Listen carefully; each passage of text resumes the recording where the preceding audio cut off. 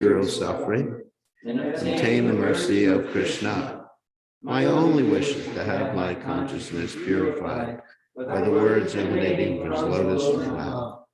Attachment to his lotus feet is the perfection that fulfills all desires. He opens my darkened eyes and fills my heart with transcendental knowledge. He is my Lord, birth after birth. From him ecstatic prema emanates. By him ignorance is destroyed. The Vedic scriptures sing of his character. Our spiritual master is the ocean of mercy, the friend of the poor and Lord and master of the devotees. O Master, be merciful unto us. Give us the shade of your lotus feet. Your fame is spread all over the three worlds. We take shelter of your lotus feet. Srila Prabhupada ki jai. All right. Okay. Big crowd today. Madhava Priya, it's good to see you. Krishna Shraya, it's good to see you. It's by invitation only. By invitation only. Do we charge a lot? That's why not many people come in? No. What are we going to do when there's a giant new temple? Yeah. Devotees will get lost trying to find themselves. There are cartels somewhere. Okay. All right. At least we'll get a lot of people on the internet. Mm-hmm. That's a consolation. We came in last night while you did the class. What's that? We came in last Oh, night. well, I was giving the class. I didn't see it, but oh, yeah. Yeah, I didn't know you were there.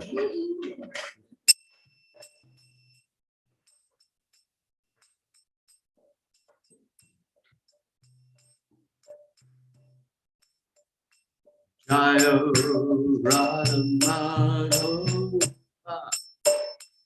Punjabirano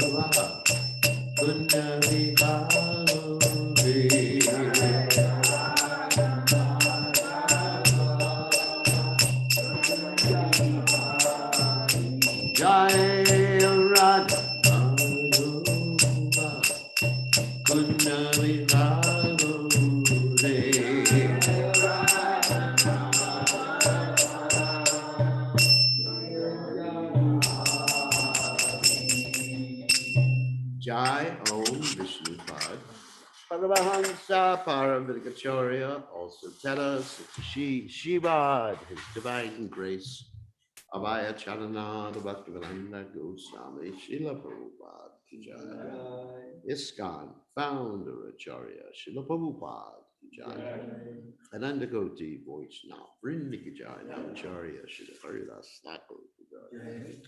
Prem se kaho Shri Krishna Chaitanya Prabhu Nityananda Shidwaita Gadadha Shri Vasudeva Bhaktivinoda ki jai, Shri Radha Krishna Gopi Gopinath, Shyama Kunda, Radhakunda, Giri Govardhan ki jai, Vrindavanam ki jai, Maturanam ki jai, Jagatha Swami ki jai, Yamai ki jai, Shrimati Glasi Devi ki jai, Samveda Bhakta Vrinda ki jai. Gaur Premananda Haribo, all glories to some of the devotees, all glories to some of the devotees, all glories to some of the devotees. All glories to Shri Guru and Gauranga Srila Prabhupada ki jai. Om Vishnu Padaya Krishna Prastaya Budle Shrimati Bhaktivedanta Swami Namni Namaste Saraswati Devi Gauravani Pacharni Nivashesha Shunyavadi Paschacha Deja Tarni. So we are reading from Srimad Bhagavatam, 3rd Canto, 26th chapter, text 9. Om Namo Bhagavate Vasudevaya. Om Namo Bhagavate Vasudevaya. Om Namo Bhagavate Vasudevaya.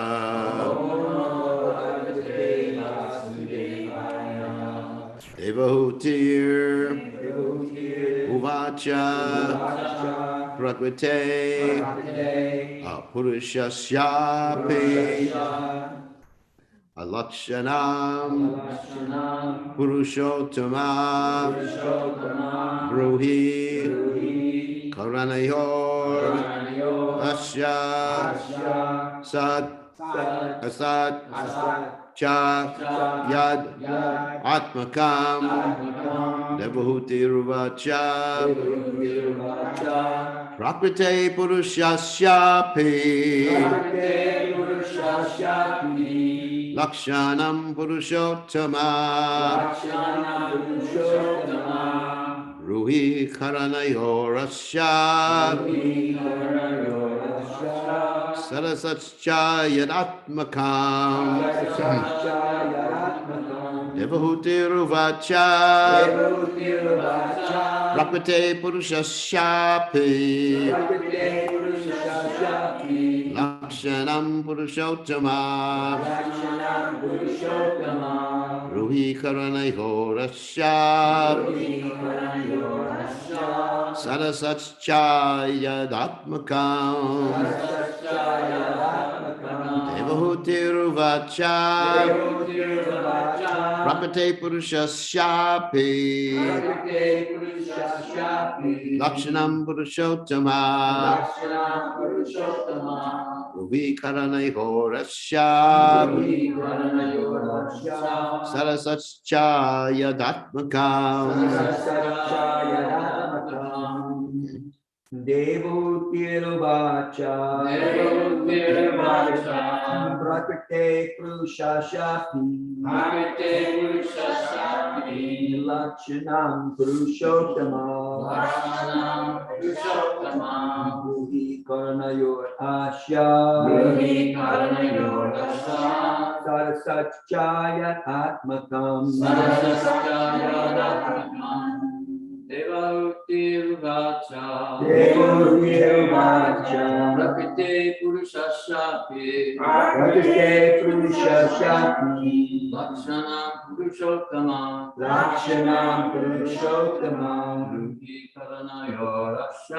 Bhuhi-karanayorasya. Sarasatchaya-atmakam. Ladies.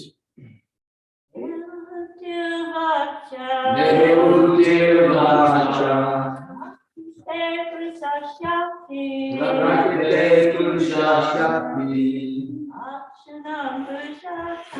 Lakshanam Purushottama Bhuhi-karanayorasya Sarasatchaya-atmakam Devotiruvacha Prakate Purushasyapi Lakshanam Purushottama Bhuhi-karanayorasya Sarasatchaya-atmakam. All right. Devahuti uvacha. Devahuti said. Prakrite of his energies. Purushasya of the Supreme Person. Ape also. Lakshanam characteristics. Purusha Uttama, O Supreme Personality of Godhead. Bruhi, kindly explain. Karanayo, causes. Asya, of this creation. Sarasat, manifested and unmanifest. Cha, and. Yet atmakam, consisting of which. So translation, Devahuti said, O Supreme Personality of Godhead, kindly explain the characteristics of the Supreme Person and his energies, for both of these are the causes of this manifest and unmanifest creation. So you can repeat, Devahuti said, O Supreme Personality of Godhead, kindly explain the characteristics of the Supreme Person and his energies. For both of these are the causes of this manifest and unmanifest creation. So, purport by His Divine Grace, A.C. Bhaktivedanta Swami, Srila Prabhupada Ki Jai. Prakriti, or material nature, is connected with both the Supreme Lord and the living entities, just as a woman is connected with her husband as a wife and with her children as a mother. In Bhagavad Gita, the Lord says that He impregnates Mother Nature with children, living entities, and thereafter all species of living entities become manifest. The relationship of all living entities with material nature has been explained. Now an understanding of the relationship between material nature and the Supreme Lord is sought by Devahuti. The product of that relationship is stated to be the manifest and unmanifest material world. The unmanifest material world is the subtle Mahat Tattva. And from that Mahat Tattva, the material manifestation has emerged. In the Vedic literature, it is said that by the glance of the Supreme Lord and the total material energy is impregnated, and then everything is born of material nature. It is also confirmed in the 9th chapter of Bhagavad Gita that under his glance, under his direction and by his will, nature is working. It is not that by that nature works blindly. After understanding the position of the conditioned souls in relation to material nature, Devahuti wanted to know how nature works under the direction of the Lord and what the relationship is between the material nature and the Lord. In other words, she wanted to learn the characteristics of the Supreme Lord in relation to the material nature. The relationship of the living entities with matter and that of the Supreme Lord with matter are certainly not on the same level, although the Mayavadis may interpret it in that way. When it is said that the living entities are bewildered, the Mayavadi philosophers ascribe this bewilderment to the Supreme Lord, but that is not applicable. The Lord is never bewildered. That is the difference between personalists and impersonalists. Devahuti is not unintelligent. She has enough intelligence to understand that the living entities are not on the level of the Supreme Lord because the living entities are infinitesimal. They become bewildered or conditioned by material nature, but this does not mean that the Supreme Lord is also conditioned or bewildered. The difference between the conditioned soul and the Lord is that the Lord is the Lord, the master of material nature, and he is therefore not subject to its control. He is controlled neither by spiritual nature nor by material nature. He is the supreme controller himself, and he cannot be compared to the ordinary living entities who are controlled by the laws of material nature. Two words used in this verse are Sat and Asat. The cosmic manifestation is Asat. It does not exist. But the material energy of the Lord, Supreme Lord, is Sat, or ever existing. Material nature is ever existing in its subtle form as the energy of the Lord, but it sometimes manifests this non-existent or temporarily existent nature, the cosmos. An analogy may be made with the father and mother. The mother and the father exist, but sometimes the mother begets children. Similarly, this cosmic manifestation, which comes from the unmanifest material nature of the Supreme Lord, sometimes appears and again disappears. But the material nature is ever existing, and the Lord is the supreme cause for both the subtle and gross manifestations of this material world. So there's a lot of things we have to explain here. Devahuti Ravacha Prakate Purusha Shapi Lakshanam Purushottama Rui Karanayara Shat Sada Sach Cha Yad Atmakam. So Om Gana Timadanda Shah Gananjana Shlagaya Chakshur Militam Yena Tasmai Shigurave Namaha. So several things we need to explain here in this particular verse. Talking about Sat and Asat, how the material cosmos is Asat and the material nature is Sat. So you think material cosmos, what material nature? What is it? So let me explain what Sat and Asat. Asat means actually temporary, and Sat means eternal. Like we are what? Sat Chidananda Vigraha. We have a form, it's eternal. We are eternal, in spite of what some people may say. We're not temporary. We never came into existence. Sometimes there's propaganda, even with some devotees, that we manifested ourselves in a particular, or we came manifest, but Bhagavad Gita says, Najayate Rite Vakadacha. Anyway, there's no birth or death for the soul.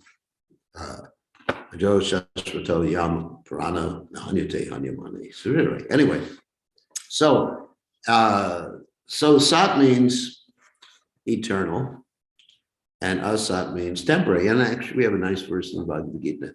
Nasato vijate bhavo na bhavo vijate satha ubayarapi trishtavantas 20 ostat latharshavi, which basically says the sages consider those things that are asat or temporary in one sense as being unreal, which is interesting. And those things which continue to exist, continue to have existence, they're actually real. So what does that mean, real or unreal?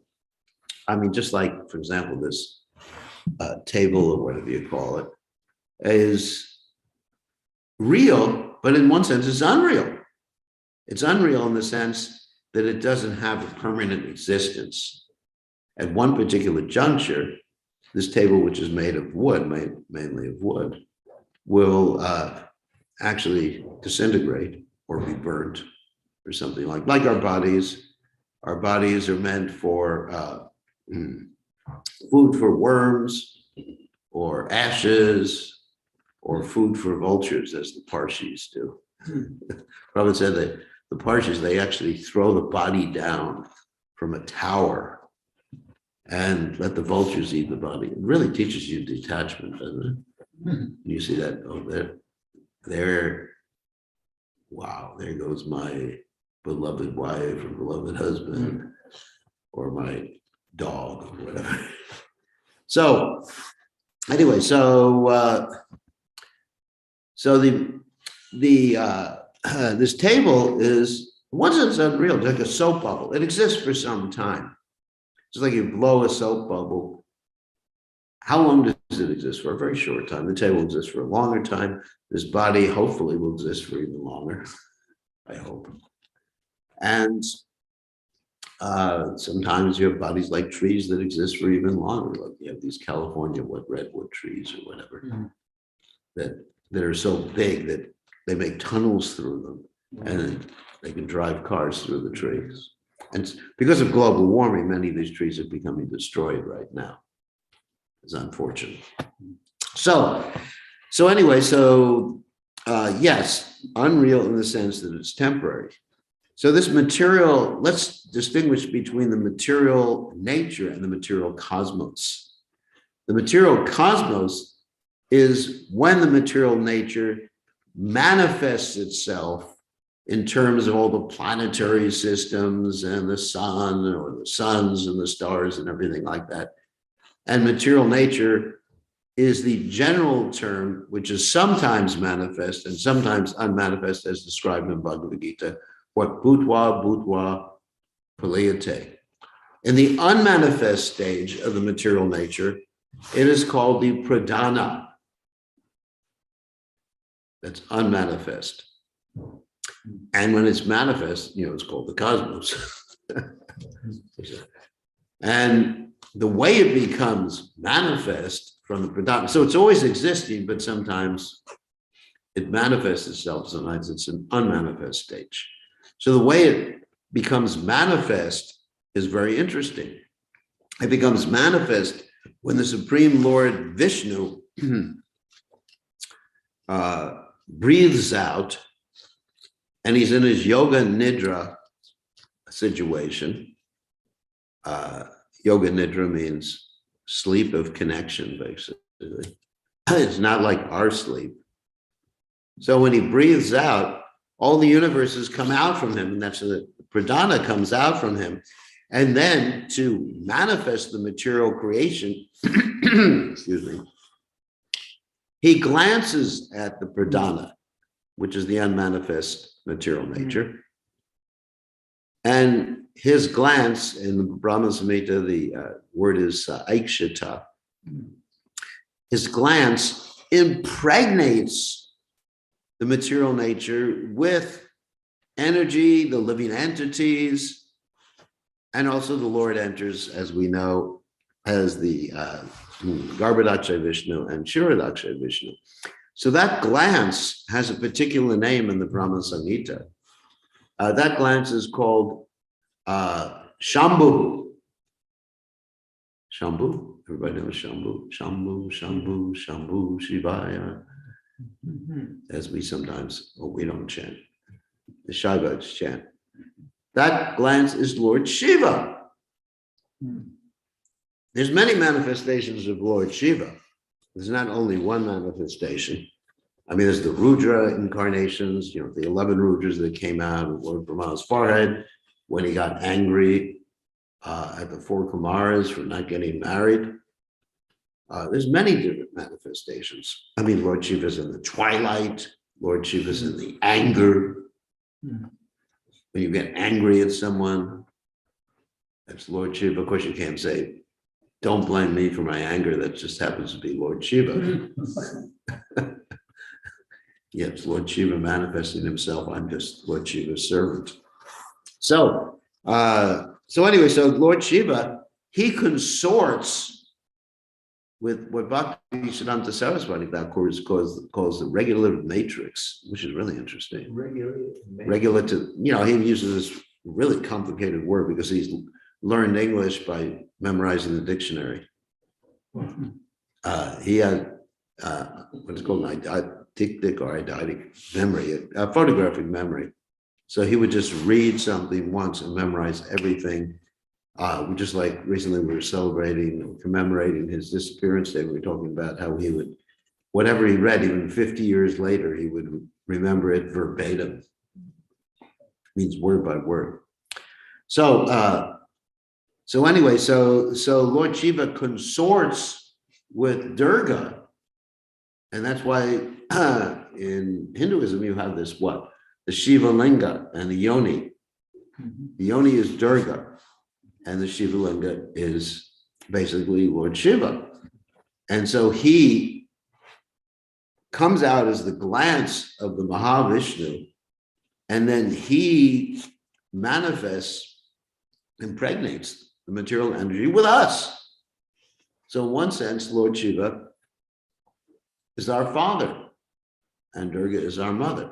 I mean, ultimately, aham bija pradapita, we understand according to the Gita that Krishna says, I am the seed-giving father. So ultimately it's Krishna. But that seed is Shambhu. And so then we become impregnated and then sign different bodies. And then also Krishna enters into each and every one of those bodies in the super soul and reminds us of our previous desires, you know, because before the time of the cosmic dissolution, when the material nature became unmanifest, we had desires, we had karma, we had activities. And so when we enter into the Mahavishnu at the time of the cosmic dissolution, Mahavishnu is not the source of our living entity, it's just that we come from the Mahavishnu at the time of creation. So when we enter into the Mahavishnu, then it's all remembered by Krishna. I mean, Krishna has amazing memory, even better than Srila Bhaktisiddhanta Saraswati Thakur. That he remembers, and then he enters into our hearts as the super soul, and then he reminds us, hey, in your last life, you were lusty as a dog. So, all right, again, become the dog, or whatever your karma was.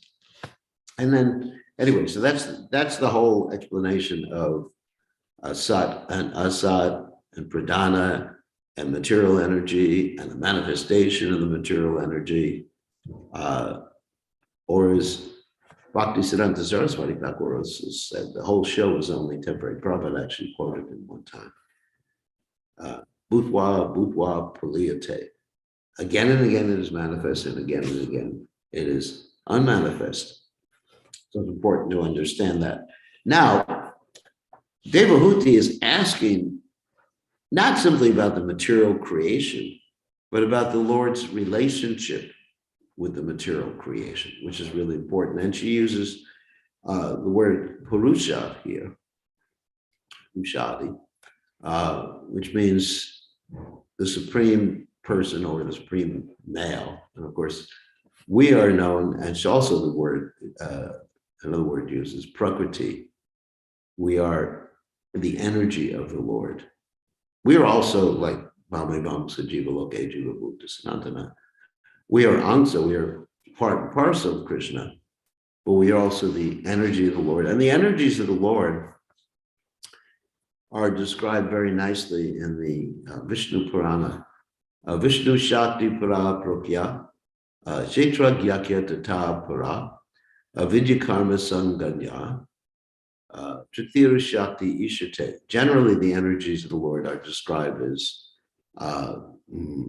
under three different categories. Vishnu Shakti, Paraprokta. The first category is the Paraprakriti, the spiritual energy. And then the second category, Vishnu Shakti Paraprokta, Kshetra Gyakya, the Tapara, which is also another spiritual energy, but it's defined differently, called the Kshetragya. And if you're familiar with the Bhagavad Gita, Kshetragya means the knower of the field, just like you have Dharmic Kshetra, Kurik Kshetra, Samaveta Yutsabaha. You have Kurik Kshetra be described as a Dharma field, and also the field of Kuru. And so Kshetragya means, Kshetra in this particular case means the body. And we are, according to the Bhagavad Gita, the knower of the body, because we don't know that much about the body. Just like recently, I went to a doctor because I was having some foot pain. So I went to one doctor, he said one thing, another doctor, he said another thing. So even he didn't know too much about it. They did x-rays. One doctor said you have some bone growth. Another one said your toes are too long. That's the problem. The phalanges, called phalanges between, anyway, the joints between the toes. And so,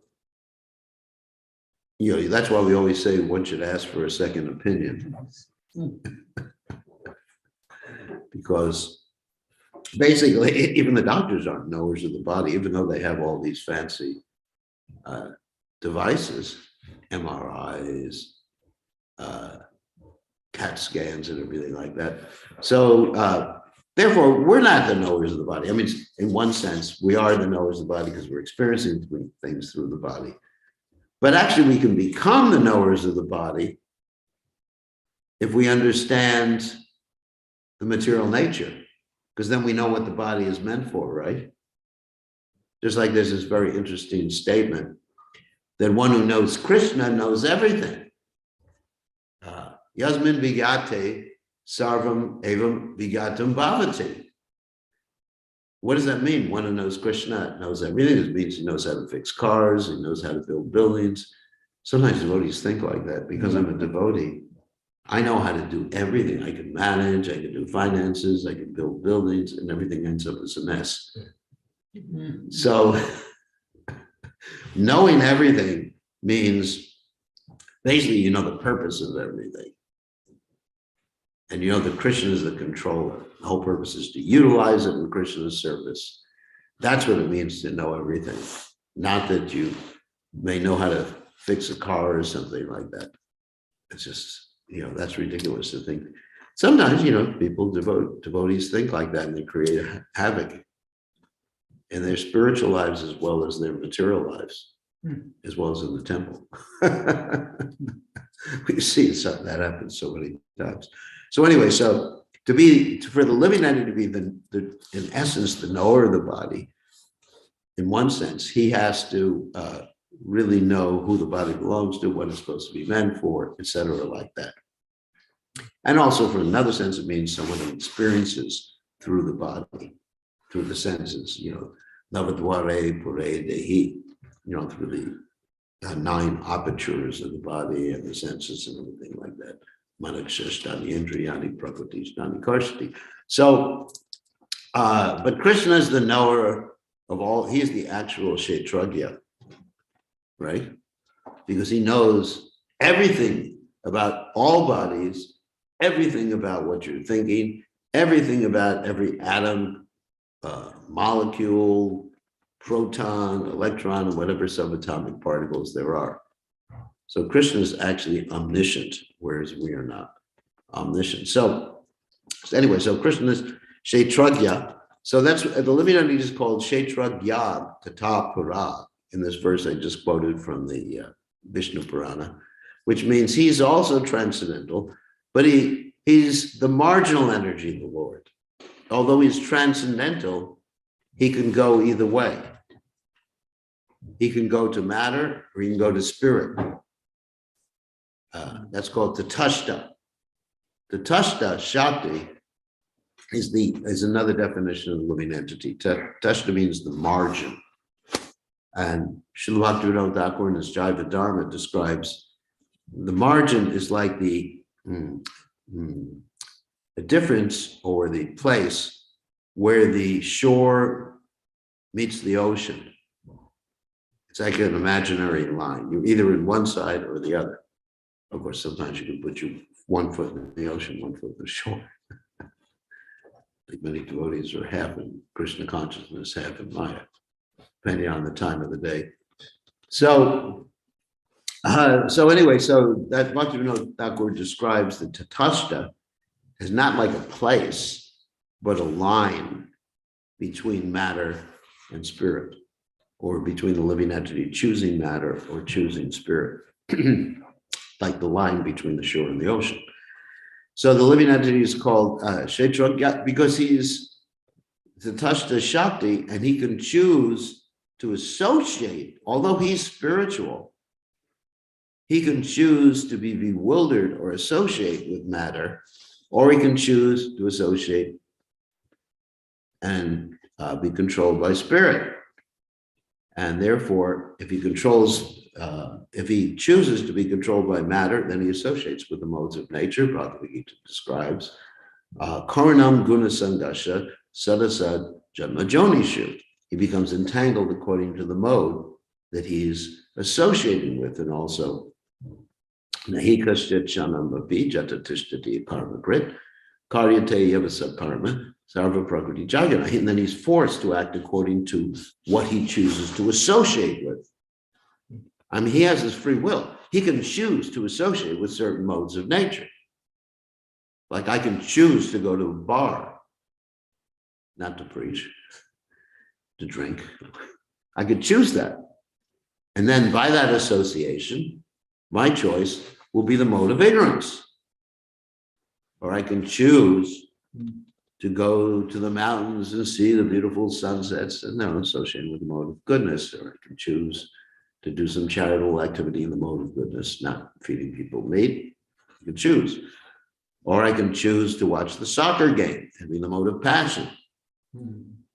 Like one time I was in an airport lounge and they were watching the soccer game. Not me. I can't relate to it. But and everybody in the soccer game I was watching, they were grunting like the players. They were because their association with the modes of nature. Or I can choose to come to the temple and go to the Bhagavatam class. Not many people doing that here. So, and choose to see the deities. I can choose to chant Hare Krishna. I can choose to have association with great devotees. I can choose to eat prasadam, or I can choose to eat bhoga. So you have this choice. So that's why the living entity is called Kshetra Gyakya Tata Pura. He's also transcendental, but he's like the spark of a fire. You can be in the fire or you can be outside the fire. But he never really becomes extinguished. And he's never really, here's an interesting point, he's never really in matter, because the living entity is of a different nature. He associates or is bewildered by matter, but he's never I'm not touching this table here. The body is touching the table, and I'm the Kshetragya. I'm in the heart, yes, the soul is in the heart. But if you cut my heart, if you cut into my heart, you won't see the soul, even though he's described as like 8 inches tall. According to the body, it's a relative thing according to the body. But you won't see me. You won't see the super soul, because I can't touch matter. Another description is, 1/10,000 the tip of the hair, which is an interesting description. anyone who studied mathematics knows that the tip of anything is a theoretical point in space. Like if you take, the tip of the hair, you just take cross sections, cross sections, cross sections, cross sections, and you get, it's a theoretical point, and the point has no dimensions. So the Bhagavatam, or the descriptions in the Vedic literature, say the soul has no material dimensions. He's transcendental. And Krishna doesn't touch matter either. I mean, sometimes his presence as the super soul is described as like the different reflections that you have in different bodies of water, or the moon, or the sun. So we don't touch matter, but we're bewildered by matter. We think we're part of this material energy. Ahankara vimudatma, kartaham. Yes, I forget the rest of the verse. Anyway, so we become vimudatma. We're bewildered spirit souls. Iti manyate, kartaham iti manyate. So anyway, so that's the second energy. And then after that, what is there? Avidya karma samganya tritiya shakti. You should take the last part of that verse from the Vishnu Puranas. The material energy is called avidya karma. That means avidya means without knowledge. Karma means activity. Not necessarily bad. I mean, the word karma can just mean, you can take Krishna karma, which means Krishna activity, but in this particular case, avidya karma means ignorant activity. So this material energy is called ignorant activity in the Vishnu Purana, which is really interesting. So by contact with the material energy, we become absorbed in the vidya. At the same time, the material energy can be the cause of our liberation.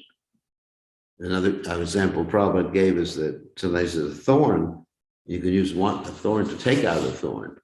Or another example Prabhupada gave is a milk product. You overeat milk products, and then you can get diarrhea, and then I guess yogurt or whatever is a solution to that. So applied differently, the material energy can help you get out of this material world. And that's called Yukta Vairagya. So anyway, so someone who knows about all these things, that's why Devahuti is asking the question. Devahuti is not asking the question just because she's a jnani, wants to understand things. She wants to understand how to get out of this material world. In the beginning of this description, or the conversation between Devahuti and her son, she's saying, Nirvina Nitharambhuvan Asat Indriya Tarshana. Interesting, I remember that verse. I'm sick of the disturbances caused by the senses. Said Nirvina Nitharambhuvan Asat Indriya Tarshana. Tarshana means like the disturbances. Asat Indriya means the temporary senses. Asat, again, there's that word asat. Indriya Tarshana. I'm sick of it. So this is the motivation for her asking the question. Not simply, oh, I want to hear about the material world and all that other stuff. Just like in Bhagavad Gita, at least interesting, the majority of verses in the Bhagavad Gita are about the material world. Why? Because you have to understand it, how to use it to get out of it. Like if you're trapped in a cave, you have to understand the methodology, the path to get out of the cave. So this is why she's asking, Asad Indriya Tarshana. And then Prapanandam Adam Atama Prabhu. Therefore, I am surrendering to you, she says to her son, Kapila Dev. Because her husband has already left home. So she's asking Lord Kapila Dev, please, I surrender to you because I'm sick of this. So in order, the point, keep it short, the point is we have to become a kinchana gotra, which means materially exhausted or sick of being disturbed by these senses, to actually really take up Krishna consciousness enthusiastically. And Krishna, in order to help us in that way, he sends nice miseries. And that's why there's so many miseries in the material world, to give us the impetus to revive our original spiritual nature. Sometimes, just like my own life. Recently, actually months ago, I had some pain from some bodily thing, and all I could do was just pace back and forth and chant Hare Krishna. Pray to Krishna. Probably I was more Krishna conscious than any other time in my life. I was going, Hare Krishna, Krishna, intense pain, kidney stone. Oh, God. Yeah. It was just Hare Krishna, Krishna, Krishna. Yes, I surrender, Krishna. Of course, now the pain's gone away. Well, I don't want to surrender, got to enjoy some eating today, Can't wait till it's breakfast time, So it's interesting. So Krishna sends us reminders. Hopefully the reminders don't come 24 hours a day, 7 days a week, but from time to time, he reminds us, hey, asad indriya tarshanat. This is temporary miseries. Dukale mashasratam. Don't you want to go back to Godhead? Yashaham anugranami harishe tadanansha. For those who I especially favor, I put them in situations or I take things away from them. So anyway, don't want to go on for too long. So any questions or comments by anybody? Well, I've had a question about this pastime. I probably should just ask a question about the particular class and subject matter. Yeah, whatever question you want to ask. But the one I've had from the beginning that this started, this pastime, normally when an incarnation of Krishna comes and he's instructing, like say what Krishna is instructing to Arjuna. Yeah. He says, I've instructed you and I've instructed the sun god as well. Right. So here an incarnation has come to preach to a woman. Yeah. Not a king, I find this very. Yeah, it's quite unusual. Yeah. So, it's a really fantastic, because Prabhupada spent weeks drawing, he gave a class on all of chapter 25 and most of chapter 26. Yes. And with the age of feminism, it's a really interesting where God came personally to preach to his mother. Yes, it also shows the exalted position of mothers. Exactly. Well, it comes to my mind now, Krishna's showing his example, how a lady in filling a particular lady's body should be protected first by the parents, Right. and then by the husband, and then last by if there's a son. The son. So Krishna's showing by example how this should be done. So he's also preaching to the sons? No, this becomes as Now the son self-realized he's God. show by example, but this is necessary. I would say an example for him, but it's just, I just found it very interesting that, and it's something to, whether Prabhupada, I wish I had asked Prabhupada, that question. I just find that fascinating, that Krishna is coming to preach to a woman. It is quite interesting because generally it's the Kshatriyas. Right, exactly. That's what Generally it's the Kshatriyas. Another point about, another point about woman being protected, which I agree, I'm not countering that point, but ultimately, Lord Kapila leaves her. Yeah. He doesn't stay and just keep protecting her. Ultimately, it's the knowledge that protects her. Exactly. Vani and Vapu, which is quite interesting because she sees Lord Kapila getting ready to leave and says, no, hey, don't leave. You got to protect me with this knowledge. I'm sick of these disturbances of the senses. So it's ultimately his Vani that protects it. Isn't that interesting? And that's a whole other topic. Right. Rather than, Vapu. So we can also draw a comparison between the spiritual master and disciple, Prabhupada and us. Yeah. It's Prabhupada's Vani that protects us.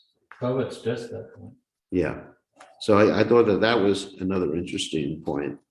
But, it is quite interesting, like you brought up, that generally Krishna's preaching to Kshatriyas and sometimes Brahmins. Right. Sometimes Brahmins, he's preaching to Brahmins, but is there another instance that Krishna comes to preach to ladies?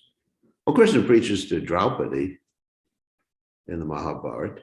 But can he preach to his mother? Yeah, well, before he left. But he was also, he had debates with, or not, discussions with Brahmins. He also with Buddhists, but you know, this is his specific main pastime. Yeah, Of course, he has others later on in the 8th or 9th canto. Kapil is involved. I think something to do with the Ganges. yeah. But Yeah. this is his principal. It is quite interesting. Actually, I was just thinking, Lord Shiva preached to a lady. This is an interesting story. He's preached to a lady about sensual affairs. You know the story? No, I'm not sure. And she didn't have he never had experience because Shankaracharya. Ah, He never had experience in sensual affairs, so he couldn't really answer her questions. So he actually went into meditation, entered the body of a dead king, and the dead king came back to life again. And he experienced the king's life, and then after a few days, the king died, and then he was able to defeat the lady argument. It's interesting. Prabhupada talks about that. So, but that's Some problems, another but- question that I've been pondering is, so you're stating that the soul is not actually touching the material energy. That's right. So, and this, we know that this material energy is a cloud basically in the spiritual sky. That's right. So we're technically still there. We're there and not there. So we're sleeping. Yeah, And we're all, just like in a dream, I may see different people in this dream. But right now we have a daydream. There's a night dream and the daydream. right. Explains Probably it. gives that There's no example. difference between the two. Yeah, Daydream, and that's a really hard thing to ponder, but to come some kind of conclusion to. But because this seems more real than that. Although in the night dream, that seems it's very real. It's But we're real. all having the same daydream. Right now, we're all dreaming. the How do you same how do you daydream. know? Well, are we getting a class right now? How do you know? How do you know for Well, sure? I don't know, but it seems like you all are. I am, but I'm just But- acting as devil's advocate here. I just recall early on, like say in Henry Street, 71 or so, early on, what did it say is that we're actually asleep in the spiritual sky, and all of a sudden you'll just wake up, like you just passed out, like in a class, you nod off, and then it's like a moment later, you're back where you're conscious again. But the material energy does have a reality. Yeah, But even the dream has a reality, but it's subtle. It's mind intelligence and thought. It's but so that all these living entities right now in this room, we all have some connection. yeah. We're all basically dreaming the same thing. Yeah, we're all driving a car in the same demolition derby.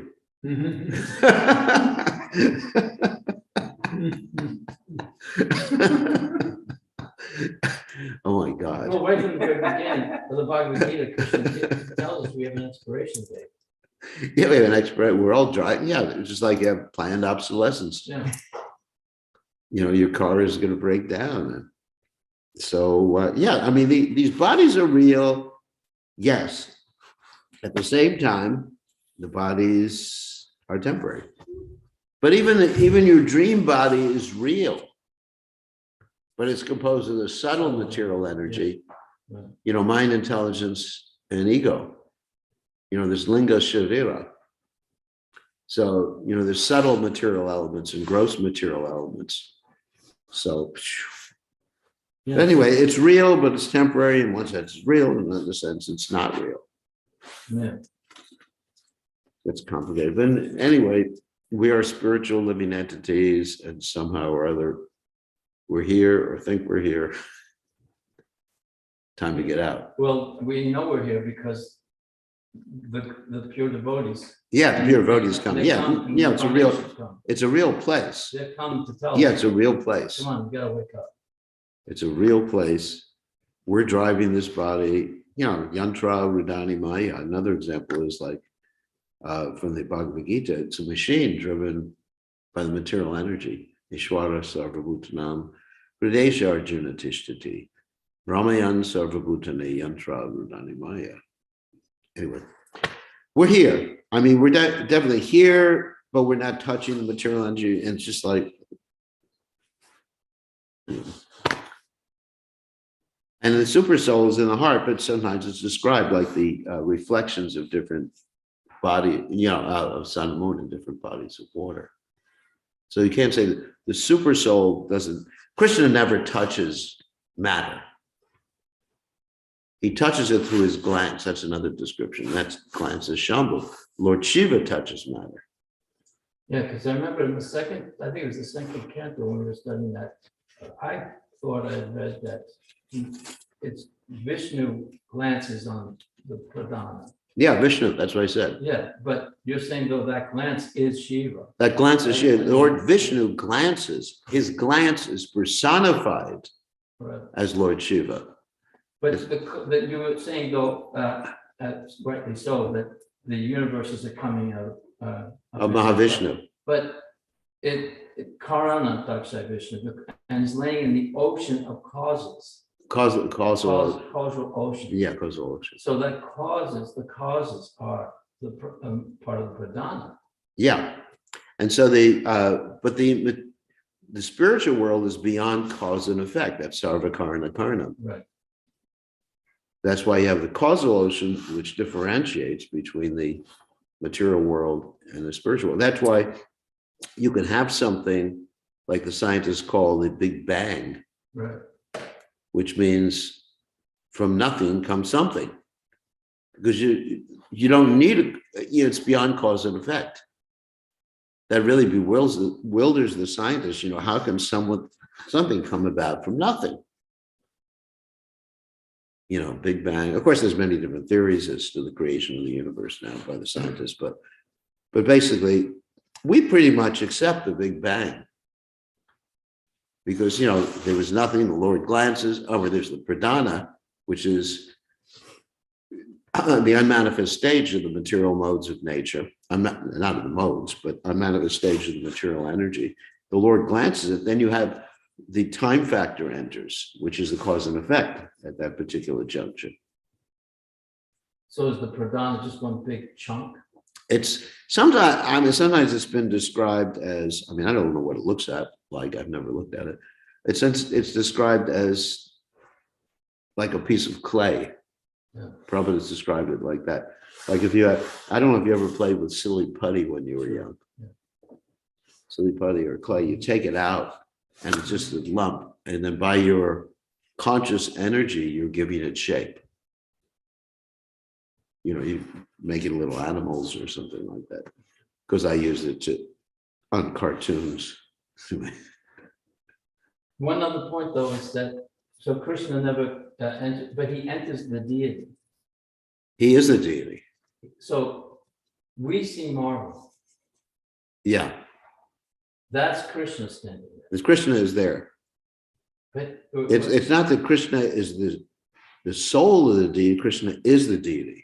yes, but until we are free from lust and envy and attachment, we'll only see the marvel. Well, I think it's a degree. I can't. Yeah, Just honestly, I can't say that I look at the deity. No, I see I marble. understand. Yes, Not that I'm just being proud. I see Krishna sure. because I'm not that I'm so self-realized. That's not the point. But I'm seeing Shastra Chakshush through the words of Shastra, through the words of Prabhupada. And also we all have experiences. We all know stories where things happen with the deities. The clothes fit and they don't fit.